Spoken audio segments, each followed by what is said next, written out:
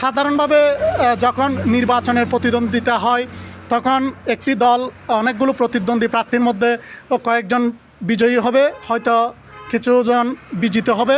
তবে আমি বিজিতদেরকে হতাশ হওয়ার জন্য নিষেধ করব। তাদের আজকের এই শক্তিকে তারা চেষ্টা হিসেবে ধরে নিয়ে এবং ভবিষ্যতের শিক্ষা হিসেবে ধরে নিয়ে আগামী বছর যাতে সুন্দর করে সাংগঠনিক কার্যক্রম সম্পাদন করে সুন্দরভাবে ভবিষ্যতে নিজেদেরকে নেতৃত্ব দানে পটু করে এখানে এগিয়ে নিয়ে আসে সেই প্রত্যাশা ব্যক্ত করব। আমি এখন প্রথমে সভাপতির মধ্যে 3 জন প্রতিদ্বন্দ্বিতা করেছে, জনাব মোহাম্মদ আব্দুস সবুর, মোহাম্মদ শহীদ এবং মোহাম্মদ ইদ্রিস মিয়া। এখানে সর্বোচ্চ ভোটে বিজয়ী লাভ করেছে সভাপতির প্রার্থী হিসেবে আনারস প্রতিদ্বন্দ্বী নিয়ে জনাব মোহাম্মদ ইদ্রিস মিয়া 49 ভোট পেয়ে সভাপতি নির্বাচিত হয়েছে, 49 ভোট পেয়ে বিজয়ী হয়েছে। এবং এ পর্যায়ে রয়েছে সহসভাপতি পদে ছিলেন 2 জন, একজন হচ্ছে জনাব মোহাম্মদ বাবুল এবং মোহাম্মদ এনাম।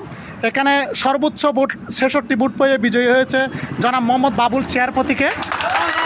এরপরে রয়েছে সাধারণ সম্পাদকের মধ্যে রয়েছে মোহাম্মদ জাফর এবং মোহাম্মদ টিসু।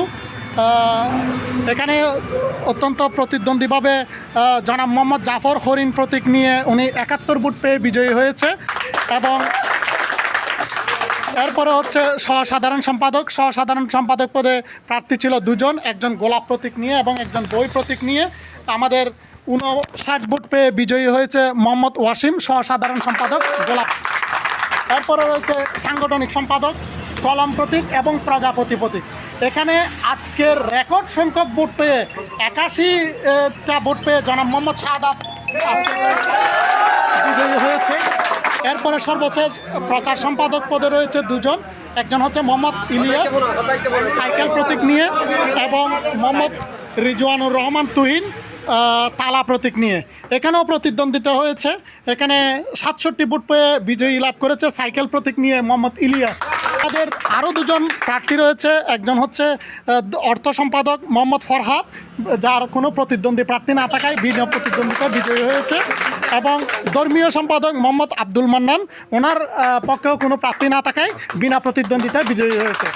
আজকে সকল নিউজ যারা ইলেকট্রনিক্স টেলিকমিউনিকেশন নিয়ে আমাদের সাথে যুক্ত হয়েছেন, আমাদের ড্রাইভার ভাইয়েরা, সদস্য ভাইয়েরা, মালিক ভাইয়েরা এবং অন্য সম্পাদক ভাইয়েরা যারা এখানে আসছেন, সবাইকে আন্তরিক ধন্যবাদ জানাচ্ছি সুন্দর সৌহার্দ্যপূর্ণ পরিবেশে আজকের এই আয়োজন সম্পন্ন করার জন্য। আসসালামু আলাইকুম।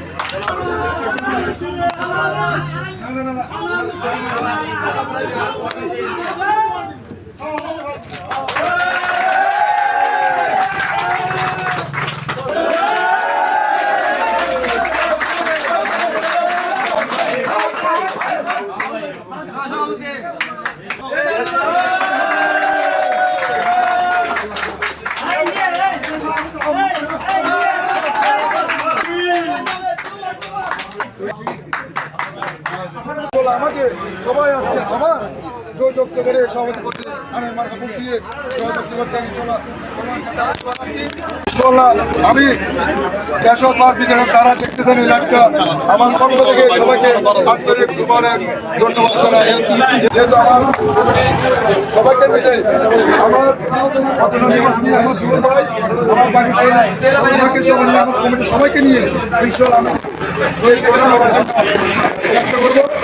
আজকে পয়লা মে দলের চালক সমবায় সমিতির নির্বাচনে আমি সাধারণ সম্পাদক পদে হরিণ মার্কা প্রতীক নিয়ে জয়লাভ করেছি।